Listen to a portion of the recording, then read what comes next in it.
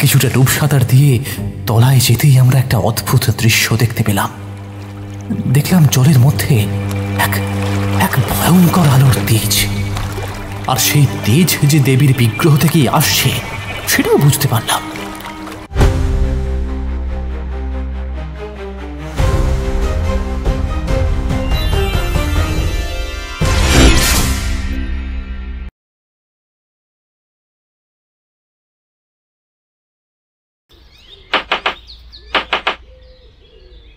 আমি তাড়াতাড়ি গিয়ে দরজা খুলতেই দেখি কিশোরী একা নয়, ওর সঙ্গে একজন ভদ্রলোক আমাদের বাড়ির দরজায় দাঁড়িয়ে রয়েছেন। আমি দরজা খোলার পরে কিশোরীর আগে সেই ভদ্রলোক বলে উঠলেন, নমস্কার বিভূতিবাবু, আমার নাম বনমালী সামন্ত। বিভূতি, এই ভদ্রলোকের সঙ্গে একটু আগেই পরিচয় হলো। উনি বনমালী সামন্ত। আমার কাছে ঠাকুরমশাইয়ের বাড়ির খোঁজ করছিলেন, তাই আমিও বললাম যে আমরা তো ঠাকুরমশাইয়ের বাড়িই যাচ্ছি, উনি চাইলে আমাদের সঙ্গে আসতে পারেন। রওনা হয়ে পড়লাম মটলেনের উদ্দেশ্যে। পথে সনাতন ময়রার দোকান থেকে কিছু গরম গরম ভাজা জিলিপি নিয়ে নিলাম। তবে গোটা রাস্তা আমি সেই বনমালী বাবুকে খুব ভালো করে পর্যবেক্ষণ করতে করতে যাচ্ছিলাম। ভদ্রলোকের এমনিতে সব কিছু ঠিক হলেও পায়ে খুব সম্ভবত কোনো একটা সমস্যা ছিল। কিছুতেই আমাদের সঙ্গে তাল মিলিয়ে হাঁটতে পারছিলেন না। আচ্ছা বনমালী বাবু, আপনার পায়ে কি কোনো সমস্যা হয়েছে নাকি? আপনার হাঁটতে তো বেশ অসুবিধা হচ্ছে দেখছি। আর বলবেন না কিশোরীবাবু, এই পা নিয়েই তো যত সমস্যা। ঠাকুরমশাইয়ের কাছে এর প্রতিকারের আশা নিয়েই তো বারবার আসি।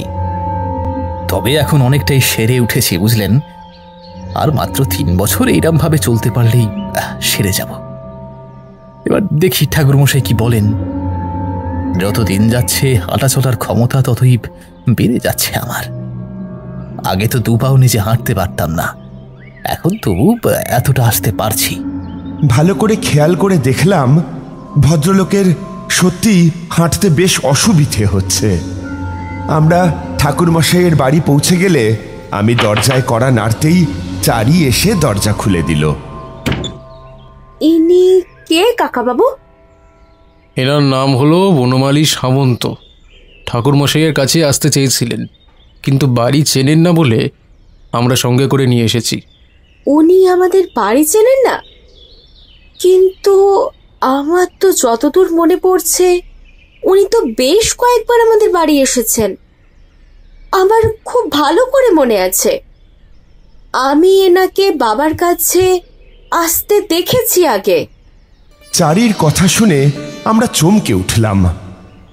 চারিমা, আমাকে ক্ষমা করো। আসলে তুমি তো জানোই আমি এখানে একা আসলে ঠাকুরমশাই আমার উপর রেগে যাবেন। সেই কারণেই আমি নিজে না এসে কিশোরীবাবুদের সঙ্গে এসেছি। সে কি, তার মানে আপনি আমাদের যা যা বলেছেন সব মিথ্যে? আপনি বাড়িটা চিনতেন? এ কি, তোমরা কি ওখানেই সব আলোচনা করবে নাকি ঘরের ভিতরে এসে কথা বলবে? আর বনমালী, তুমি ঘরে এসো। আমি কথা দিচ্ছি তোমার কথায় আমি আর কোনো রাগ করব না। ঠাকুরমশাই সম্মতি দেওয়ায় আমরা এবার এক এক করে ঠাকুরমশাইয়ের ঘরে গিয়ে ঢুকলাম। আর ঠিক তখনই ঠাকুরমশাই বনমালী বাবুর উদ্দেশ্যে বলে উঠলেন, বনমালী, তোমার শরীর এখন কেমন আছে? তোমাকে দেখে তো মনে হচ্ছে আগের থেকে শরীর বেশ ভালো। নিজের শরীরের যত্ন নিচ্ছ তো ঠিক মতো নাকি? ঠাকুর, বাপ নিজের বাপকেও ছাড়ে না, সেখানে আমার কপালের অভিশাপ কি আমাকে এত সহজে নিস্তার দেবে ভাবছেন? এই রোগ যন্ত্রণা আমাকে সহ্য করতেই হবে। তবে হ্যাঁ ঠাকুর, আগের থেকে আমি ঢের ভালো আছি। তা তুমি যা বলেছ বনমালী, তোমার ওপর যে অভিশাপ রয়েছে তা তোমাকে এত সহজে ছাড়বে না। সাক্ষাৎ মা প্রত্যঙ্গিরার অভিশাপ, তার থেকে তোমাকে নিস্তার দেয় কার সাধ্যি? এই ব্যাপারে আমিও কিছু করতে পারবো না গো, শুধুমাত্র তোমাকে সান্ত্বনা দেওয়া ছাড়া। হ্যাঁ, ওই দেবী প্রত্যঙ্গিরার অভিশাপের কথা কি যেন বললেন না, ব্যাপারটা ঠিক কি? বুঝতে পেরেছি, তোমরা একটা রোমহর্ষক গল্প শোনার সুযোগ পেয়েছো তো। তবে আজ একটা কাজ করো, আমি তো প্রতিদিন তোমাদের আমার নিজের চোখে দেখা গল্প বলি। আজ যখন সেই খোদ মানুষটাই উপস্থিত রয়েছে যার সাথে ঘটনাগুলো ঘটেছে, সে বরং আজ নিজেই বলুক। তারপর যেখানে যেখানে মনে হবে আমি না হয় বলে দেবো। কি সেটা ভালো হবে না? এ বাবা, আমি আবার কি বলবো ঠাকুর? আমি কি আর আপনার মতো এত ভালো করে গুছিয়ে গল্প বলতে পারি? আরে তাতে কি হয়েছে, তুমি যেমন পারো সেই রকমই বলো, তারপর আমি আছি তো। ঠিক আছে, তবে আমি বলছি ঠাকুর। বুঝলেন কিশোরীবাবু, আজ থেকে প্রায় 10-15 বছর আগের কথা। আমার আদি বাড়ি প্রতাপগড়ে হলেও আমি ছোট থেকে বড় হয়েছি ভাগলপুরে। সেইখানে আমার মামার বাড়ি। আমার জন্মানোর আগেই আমার বাবা চাকরির সূত্রে সেখানে বদলি হয়ে যান, আর আমি জন্মের পর থেকেই ভাগলপুরকেই আমার শহর বলে জানতাম। শুধু জানতাম আমার দাদু ঠাকমার বাড়ি নাকি পশ্চিমবঙ্গের প্রতাপগড় নামে কোনো এক জায়গায়, কিন্তু মা বাবার কাছ থেকে গল্প শোনা ছাড়া প্রতাপগড় সম্পর্কে আর কোনো ধারণাই আমার ছিল না। যেমন আমি শুনেছিলাম মায়ের কাছ থেকে, এই প্রতাপগড়ে প্রত্যেক বছর ভাদ্র মাসের অমাবস্যায় নাকি এক মহা পুজো হয় এইখানকারই এক মন্দিরে। পুজোর সব থেকে বড় আকর্ষণ হলো সারা বছর মন্দিরে কোনো বিগ্রহ থাকে না, শুধু অমাবস্যার দিন রাত্রে পাশের পুষ্করিণীর জল থেকে দেবীর বিগ্রহ তুলে এনে পুজোর ব্যবস্থা করা হয়। বুঝলি খোকা, প্রতাপগড়ের এই পুজো বহু বছরের পুরনো। দেবী মা খুব জাগ্রত। সারা বছর দেবী মাকে জলের তলায় নিমজ্জিত করে রাখা হয়। শুধুমাত্র পুজোর দিন রাত্রে মাকে জল থেকে তোলা, তবেই মায়ের দর্শন লাভ হয়। কেন মা, সারা বছর মাকে জলের তলায় নিমজ্জিত রাখা হয় কেন? এর কারণ তো আমি জানি না বাবা, আমি বিয়ে হয়ে এসে থেকে দেখছি এই রকমই হয়ে চলেছে। প্রতাপগড়ে থাকাকালীন দেখেছি পুজোর দিন রাতে দেবী মূর্তি জলের তলা থেকে তোলা হয়। তারপর 10টা ছাগ বলি দিয়ে এক এক করে সেই ছাগের রক্তে দেবীকে স্নান করিয়ে তারপর দেবীর মন্দিরে নির্দিষ্ট আসনে এনে দেবীকে স্থাপন করা হয়। তারপর সারা রাত চলে পুজো। আবার তার পরের দিন সকালে সূর্যোদয় হওয়ার আগে দেবীর পুজো সম্পন্ন করে দেবী বিগ্রহ জলের নিচে নামিয়ে দেওয়া হয়, ঠিক ওই একই রকম ভাবে। কিন্তু এই এক রাত্রের পুজোর জন্যই গোটা গ্রাম মেতে ওঠে উৎসবের মেজাজে। বুঝলেন কিশোরীবাবু, তার আগে আমি কখনো সেই পুজো চোখে দেখিনি। তবে মায়ের কাছে গল্প শুনে শুনে সেই পুজো দেখার ব্যাপারে আমার মনে বেশ একটা কৌতূহল জাগত। মনে হতো যদি কখনো বড় হয়ে একবার প্রতাপগড় গ্রামে এই পুজোর দিন আসতে পারি, তবে এই পুজো নিজের চোখে দেখতে পাবো। হ্যাঁ, আমি শুনেছি আমার মামার বাড়ি এলাকাতেও এরকম কোনো একটা অমাবস্যায় সারা রাত ব্যাপী কালী পুজো হয়। আমি ছোটবেলায় বেশ কয়েকবার সেই পুজো দেখতেও গিয়েছিলাম। হ্যাঁ, ঠিকই বলেছেন। আমাদেরই গ্রাম বাংলায় অনেক জায়গাতেই এরকম পুজো হয়। তবে জানেন তো, প্রতাপগড়ের এই দেবী বিগ্রহ ঠিক কালী মূর্তি নয়। এই দেবী ভয়াল দর্শনা, সিংহবদনা দেবী, প্রচণ্ড উগ্র। ও, আপনি দেখেছিলেন সেই দেবী বিগ্রহ? না না, সে সুযোগ তখনও আর পেলাম কোথায়। তবে আমি সেই দেবীকে বেশ কয়েকবার স্বপ্নে দেখেছি জানেন। দেবীর মুখবিবর সিংহের মতো, ভয়ঙ্কর ক্রোধে তিনি গর্জন করছেন। তার মুখের ভিতরে এক অসুরের ছিন্ন মস্তক। দেবী অষ্টদশভুজা, তার প্রত্যেকটা হাতে রয়েছে নানান ভয়ঙ্কর সমস্ত অস্ত্র। দেবী একটা কুণ্ডলীকৃত সাপের ওপর এক পদ্মফুলের ওপরে পদ্মাসনে বসে রয়েছেন। আর দেবীর সমস্ত অলঙ্কার নরমুণ্ড এবং মানুষের অস্থি দিয়ে তৈরি। বাবা, এ কেমন দেবী মূর্তি? দেখো কিশোরী, কালী হলেন আদ্যাশক্তি মহামায়া দশ মহাবিদ্যার মধ্যে অতি উল্লেখযোগ্য একটি রূপ। কিন্তু দেবী উগ্রতারা বা কালরাত্রি ব্যতীত দেবী অপরূপা রাজরাজেশ্বরী শালাঙ্করা। রত্ন আভূষণে সজ্জিত দেবী মূর্তি আমরা সাধারণত দেখতে পাই। আসলে মা তার ভক্তের হিত সাধনের জন্য বিভিন্ন সময়ে বিভিন্ন রূপে আবির্ভূতা হয়েছেন। তবে বনমালী যে দেবীর কথা বলছেন তিনি আরো অনেক আগেকার। সৃষ্টির প্রথমে যখন সব কিছুই ভয়ঙ্কর বিশৃঙ্খলার মধ্যে ছিল, তখন মহাকালের শক্তি স্বরূপা ছিলেন দেবী প্রত্যঙ্গিরা। পুরাণ মতে দক্ষ রাজার জ্যেষ্ঠ কন্যা সতীমার সঙ্গে বিবাহ হবার পর মহাদেব শক্তির নানা মাহাত্ম্য বর্ণনার মাধ্যমে দশ মহাবিদ্যার প্রচলন করেন। সেখানে 10টি গ্রহের আরাধ্য দেবী হিসেবে এই 10 মহাবিদ্যাকে প্রতিষ্ঠা করা হয়। যেমনভাবে শনি মহারাজের আরাধ্য দেবী হলেন মা কালী, আবার দেবগুরু বৃহস্পতির আরাধ্য হলেন মা তারা।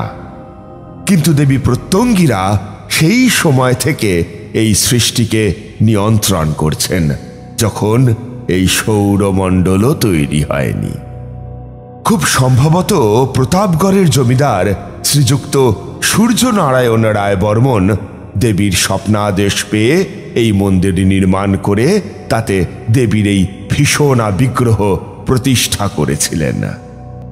আমি শুনেছি এই দেবীর অসাধ্য কিছুই নেই। যে কোনো রকমের আসুরিক শক্তির নিধন করতে পারেন দেবী প্রত্যঙ্গিরা। আর কোন সৃষ্টি তার কালান্তরে যখন ধ্বংসপ্রাপ্ত হয়, সেই সৃষ্টিকেই ভক্ষণ করেন দেবী।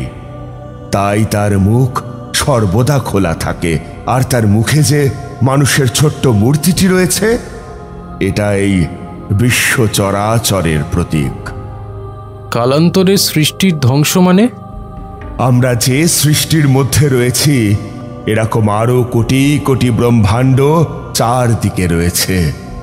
কালচক্রে যাদের প্রত্যেকের সৃষ্টি এবং ধ্বংস একই সঙ্গে হয়ে চলেছে। আর সেই সমস্ত ধ্বংসপ্রাপ্ত ব্রহ্মাণ্ডগুলোই সমাহিত হয়ে যায় দেবীর মুখের মধ্যে। তারপর আবার মহারুদ্রের সঙ্গে বসে দেবী সৃজন করেন নতুন ব্রহ্মাণ্ডের। এই খেলাই চলে আসছে আদি থেকে অন্তে। আমরা যে ব্রহ্মাণ্ডের মধ্যে রয়েছি, তার জীবনকাল শেষ হলে সেটিও অন্তর্হিত হবে দেবীর জঠরে। এটাই বিধাতার নিয়ম। এর বাইরে আর কেউ সত্য নয়। দেবী সৃজন করেন ত্রিদেবকে, আর কালান্তরে তাদের ভক্ষণ করেন। এবার আশা করি বুঝতে পেরেছ দেবী প্রত্যঙ্গিরার মাহাত্ম্য সম্পর্কে। সে আর বলতে, কি মরতে যে একবার ভুলটা করে ফেললাম, আজও ভাবলে অনুশোচনা হয়। কেন, কি হয়েছিল? সে এক দীর্ঘ গল্প কিশোরী। বনমালীর যখন 21 বছর বয়স, তখন ও আর ওর একজন বন্ধু মিলে এই প্রতাপগড়ে এসেছিল। আর তখনই একজন বন্ধুর প্ররোচনায় এক মহাপাপ করে বসেও। আর কি বলবো আপনাদের, সেই বন্ধু আমার সাথে বাজি ধরেছিল। বলেছিল, শোন বনমালী, এই সমস্ত পুজো নিয়ে বাড়াবাড়ি করা গিয়ে কিন্তু একদম পছন্দ নয় আমার। এইসব ভাউতাবাজি, ভণ্ডামি, আসলে এই সব ঠাকুর বলে না কিচ্ছুই হয় না। সবই আমাদের মনের অন্ধবিশ্বাস, বুঝলি? আরে না রে ভজহরি, তুই কি সব বলছিস? এই এতদিন এত হাজার হাজার মানুষ মায়ের কাছে পুজোয় অংশগ্রহণ করে, এসবকে তুই বৃথা বলছিস, মিথ্যে বলছিস, এসব ভণ্ডামি। না না, আমার তো মনে হয় না। ঠিক আছে, যদি ক্ষমতা থাকে তবে তুই একটা বাজি লড় আমার সাথে। হ্যাঁ, দেখি তোদের গ্রামের এই দেবী কতটা শক্তিময়ী, তবেই হয়ে যাবে হেস্তনেস্ত। আরে না রে ভজহরি, এসব করে কোনো লাভ নেই। আরে ছাড় না, এখানকার মানুষ যে বিশ্বাস নিয়ে আছে, আরে তারা থাক না তাদের মতো। নে, তবে তুই স্বীকার করে নে যে তুই হেরে গেছিস। জানেন কিশোরীবাবু, ভজহরির কথা আর তার মুখের তির্যক হাসিতে আমার রক্ত কেমন যেন গরম হয়ে গেল। ভাবলাম, আমার কি আছে, আমি তো নিজে এখানে থাকি না, কদিনের জন্য পুজো দেখতে এসছি, পরদিনই বাড়ি ফিরে যাব। গা জোয়ারি করে ভজহরিকে বললাম, রাজি, বল কি করতে হবে। তবে শোন, পুজোর পরদিন সকালে দেবী মূর্তি জলে নিমজ্জিত হয়ে গেলে আমরা সেই জায়গাটা দেখে রাখব, আর তারপরে রাত হলে ওই জলে নেমে ওই মূর্তির গায়ে পা দিয়ে লাথি মেরে পালিয়ে আসব। তারপর দেখব তোদের দেবী আমাদের কি ক্ষতি করতে পারে। আমার বিশ্বাস কিছুই হবে না, সবটাই একটা মিথ্যে সাজানো গল্প, আর আমাদের কিছু ক্ষতি না হলে সেইটাই প্রমাণিত হয়ে যাবে। বল, রাজি? ভজহরির কথা শুনে মনে কেমন যেন একটা রোগ চেপে গেল। ভাবলাম, সত্যিই তো, এখানে আমাদের কেই বা চেনে। মাথায় কেমন যেন পিশাচ এসে ভর করলো আমাদের। তো সেদিন মাঝরাতে ঠাকুরের পুকুরে নেমে পড়লাম আমরা দুই বন্ধু। কিছুটা ডুব সাঁতার দিয়ে তলায় যেতেই আমরা একটা অদ্ভুত দৃশ্য দেখতে পেলাম। দেখলাম জলের মধ্যে এক ভয়ঙ্কর আলোর তেজ, আর সেই তেজ যে দেবীর বিগ্রহ থেকেই আসছে সেটাও বুঝতে পারলাম। আর একটু নিচের দিকে নামতেই বুঝতে পারলাম কি ভয়ঙ্কর ভুল আমরা করেছি। দেখলাম আমরা দুজনেই এক অসম্ভব টানের আওতায় পড়ে জলের তলায় ক্রমশ তলিয়ে যাচ্ছি। তখন আমরা পরিত্রাহী চিৎকার করলেও কিছু করতে পারছিলাম না, শুধু বুঝতে পারছিলাম নিচ থেকে কোনো এক মহা ভয়ঙ্করী সিংহ গর্জন করছে, আর আমাদের তার মুখের ভেতরে টেনে নিয়ে যাচ্ছে।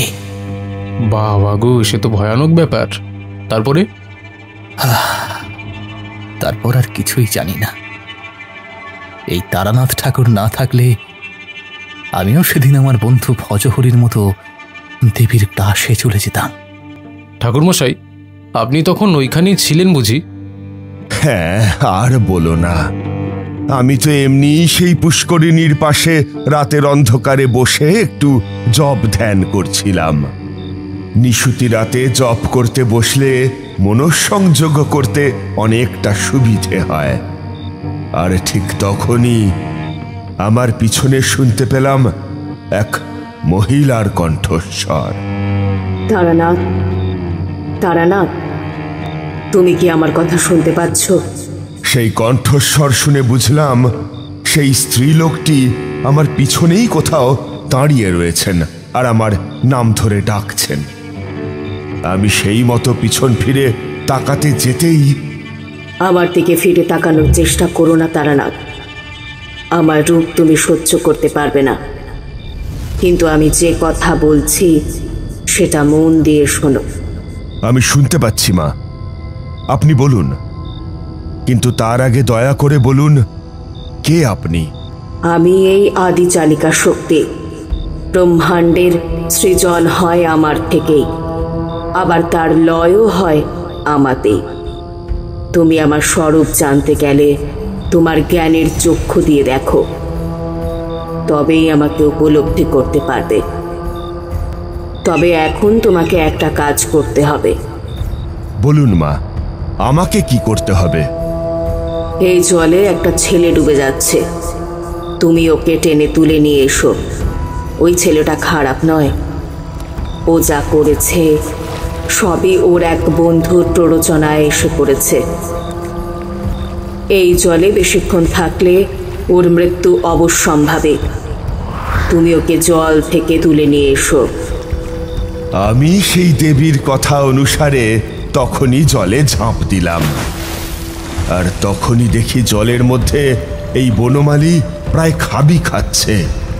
আমার যদি সেখানে পৌঁছতে আর একটুও দেরি হতো তবেও সত্যিই মরে যেত। কিন্তু আপনি সেখানে কি দেখলেন? হ্যাঁ, সেই দৃশ্য আমি আজও ভুলতে পারি না কিশোরী। আমি দেখেছিলাম এক ভয়ঙ্কর দেবী মূর্তিকে, জলের নিচে তাঁর প্রকাণ্ড রাজ্যপাট। এক কুণ্ডলীকৃত সাপের আসনে সেই দেবী অধিষ্ঠিতা। দেবী সিংহ বদনা, উগ্র, তিনি তাঁর ভয়ানক আকর্ষণী শক্তি দিয়ে সেই পুষ্করিণীর সমস্ত জলকে নিজের মধ্যে টেনে নিচ্ছেন। আর আমার চোখের সামনেই ওদের ভিতর একজন লোক সেই দেবীর মুখের মধ্যে হারিয়ে গেল। আর ঠিক তখনই আমি উপলব্ধি করলাম সেই জলের কোনো টান আমার ওপর কোনো প্রভাব ফেলছে না। আমি সেই ভয়ঙ্কর স্রোতের মধ্যেও দিব্যি নিজের বশে সাঁতার কেটে চলেছি। আমি বেশ বুঝতে পারলাম এ সবই সেই দেবীর কৃপা। তিনি আমাকে ওই ছেলেটিকে উদ্ধার করে আনতে বলেছেন বলেই জলের সেই প্রচণ্ড টান আমাকে তলিয়ে নিয়ে যাচ্ছে না। আমি দেখলাম এই সুযোগ। দেবী যখন এই লোকটিকে বাঁচাতে চান তখন আমি ওনার নির্দেশ অক্ষরে অক্ষরে পালন করব। আর সেই মতোই দুবার হাত ছাপতে বনমালীর মাথার চুলগুলো আমার হাতের মুঠোর মধ্যে চলে এলো। তবে জানো তো, আমার ভাবলে এখনো মনে হয় কেউ যেন তার অলৌকিক শক্তিতে বনমালীর চুলের মুঠিটা আমার মুঠোর নাগালের মধ্যে এনে দিয়েছিল। তারপর আর এক মুহূর্ত সময় নষ্ট না করে প্রাণপণে ওর চুলের মুঠি টেনে ধরে বনমালীকে টানতে টানতে সেই ঘূর্ণির বাইরে বের করে আনলাম। সে তো তখন জ্ঞান হারিয়েছে। আমিও ততক্ষণ ডুব সাঁতার দিয়ে বেশ হাঁপিয়ে পড়েছিলাম। মন্দিরের চাতালের সিঁড়িতে বেশ খানিকক্ষণ পড়ে রইলাম। তারপর একটু শরীরে বল এলে যখন উঠে বনমালীর দিকে এগিয়ে গেলাম তখন দেখি ওর কোমরের নিচ থেকে সেই দেবীর ভয়ঙ্কর আকর্ষণে হাড়গুলো ভেঙে টুকরো টুকরো হয়ে গেছে। ওর কোনো পায়েই আর কোনো জোর নেই। উঠে দাঁড়ানো তো অনেক দূরের কথা, ওর পাগুলো যে তখনও পর্যন্ত ওর শরীরের সঙ্গে যুক্ত আছে সেটাই মনে হচ্ছিল না। আমি তো তার আগের কথা কিছুই জানি না। তার প্রায় 2 ঘন্টা পর বনমালী একটু সুস্থ হলে ওর থেকে সমস্ত কথা শুনে আমি ভয়ে শিউরে উঠলাম। আর বুঝতে পারলাম দেবী আমায় যথার্থই বলেছিলেন। বন্ধুর প্ররোচনায় এক সাংঘাতিক কাজ করতে গিয়েছিল এই হতভাগাটা। তার ফল ওর বন্ধু ভজহরিকে সরাসরি ভুগতে হলেও দেবীর কৃপায় সে যাত্রায় বনমালী প্রাণে রক্ষা পেয়েছিল। আর ওর সাথে আমার সেই প্রথমবার দেখা। ওর কথা শুনে আমার ওর উপর খুব রাগও হয়েছিল। তবে পরে মনে হয় ও বেচারার আর কি দোষ, বরং ও তো ভাগ্যবান। ওই একটা ভুল করেছিল বলেই না দেবী প্রত্যঙ্গিরার সরাসরি কৃপা ওর কপালে জুটল। আমি তো সামান্য নিমিত্ত মাত্র, দেবীর নির্দেশ মতো কাজ করেছিলাম। কিন্তু দেবী যদি আমাকে সেই নির্দেশ না দিতেন তবে আমি তো জানতেও পারতাম না ওদের দুজনের কথা। আমার চোখ বুজে জপ করার সুযোগে কখন যে দুজন আমার পাশ দিয়ে জলে নেমে গেছে তা তো আমি বুঝতেও পারিনি। সেই দেবী সাক্ষাৎ এসে আমাকে ব্যাপারটা না জানালে আমি বনমালীকে রক্ষাই করতে পারতাম না। আচ্ছা, তারপরে কি হলো? দেখো বনমালী, তুমি যে অপরাধ করেছ তা ক্ষমার অযোগ্য। এই প্রতাপগড়ের দেবী প্রত্যঙ্গিরার বিগ্রহে তোমরা পা দিয়ে স্পর্শ করার দুঃসাহস দেখিয়েছ, তা ক্ষমাহীন এক অপরাধ। তুমি ডাক্তারবাবুদের দেখাতেই পারো, তবুও তাতে কোনো কাজ হবে বলে আমার মনে হয় না। যতক্ষণ না দেবী তোমাকে আশীর্বাদ দিয়ে সুস্থ করে তুলছেন ততক্ষণ তোমার কোনো রোগ নিরাময় হবে না। আমি যখন বনমালীকে সেই কথা বলছি তখনই আমার পিছনে আবার সেই দেবীর কণ্ঠস্বর শুনতে পেলাম। শোনো বনমালী, তারানাথ একেবারে ঠিক কথাই বলেছে। তুমি এই গ্রামে থাকো আর আমার পূজা করো। গ্রামে তোমার কাজ হবে আমার মহিমার কথা প্রচার করা, আর তুমি ধীরে ধীরে সেরে উঠবে। আজ থেকে ঠিক 18 বছর পর তোমার পা আবার আগের মতো সম্পূর্ণ সুস্থ হয়ে যাবে। আমি তোমাকে কথা দিচ্ছি। মা, তোমার আশীর্বাদ অভূতপূর্ব। বনমালী যে অপরাধ করেছে তারপরেও তুমি তাকে ক্ষমা করেছ। কিন্তু মা, তুমি কি আমাকে দর্শন দেবে না? তোমাকে এত কাছ থেকে পেয়েও একবার দর্শন না করতে পারলে সেই আক্ষেপ আমাকে সারাটা জীবন তাড়িয়ে বেড়াবে। আচ্ছা বেশ, তুমি একজন প্রকৃত সাধক। আমার নির্দেশ পেয়ে তুমি তোমার নিজের জীবন বিপন্ন করে তুমি বনমালীকে বাঁচিয়েছ, তাই তোমার অনুরোধ মতো আমি তোমায় দর্শন দেব। তুমি পিছন ঘুরে আমায় দেখতে পারো, কিন্তু বনমালী নয়।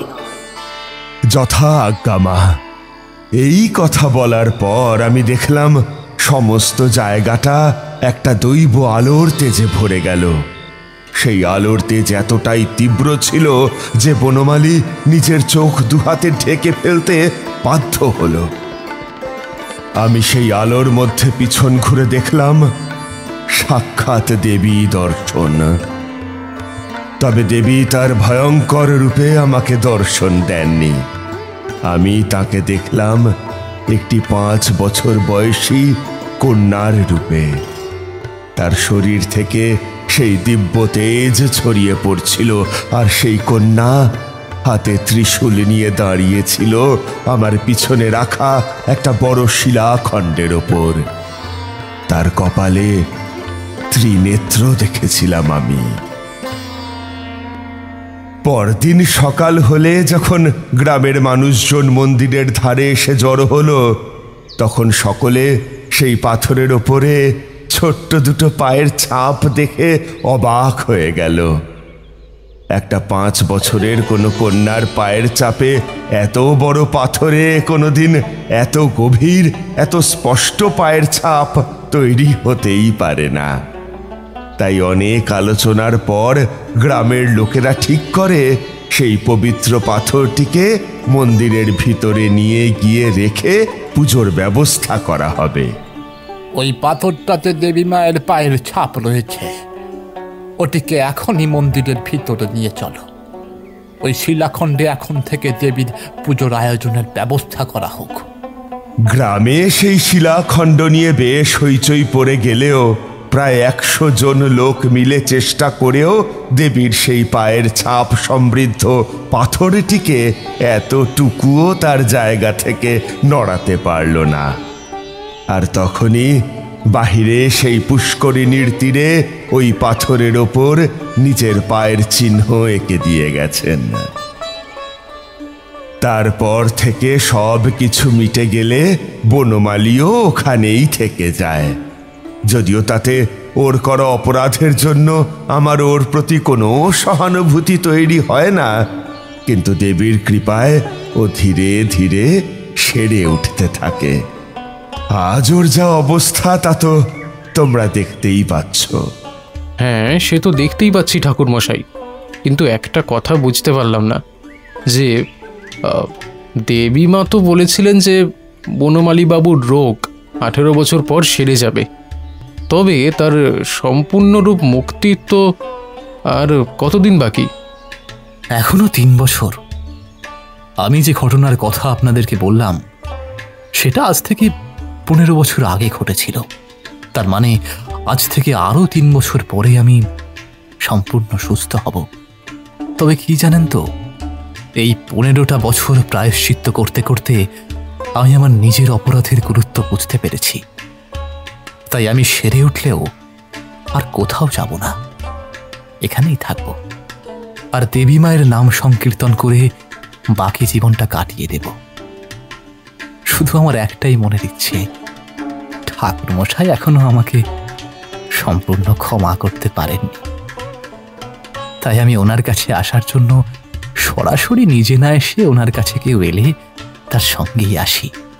আপনাদের সাথে এখানে আসবো বলে উনি যদি আমাকে ক্ষমা করে দিতেন তবে আমার মনের আকাঙ্ক্ষাটা দূর হতে পারত, এই আর কি। ও এই ব্যাপার। তবে তুমি জেনে রেখো বনমালী, দেবী তোমায় ক্ষমা করে দেওয়ার পর আমি আর তোমার প্রতি মনে কোনো রাগ পুষে রাখিনি। তোমার উপরে দেবী প্রত্যঙ্গিরার আশীর্বাদ রয়েছে। দেখো, দেবীর কৃপায় তোমার মঙ্গল হবে। এই পর্যন্ত বলে সেই বনমালী নামের ভদ্রলোকটি ঠাকুরমশাইকে প্রণাম জানিয়ে ওনার বাড়ি থেকে বেরিয়ে পড়লেন। আমরা নিজেরাও দেবীর প্রতি প্রণাম জানিয়ে তখনকার মতো বাড়ি ফিরে এলাম।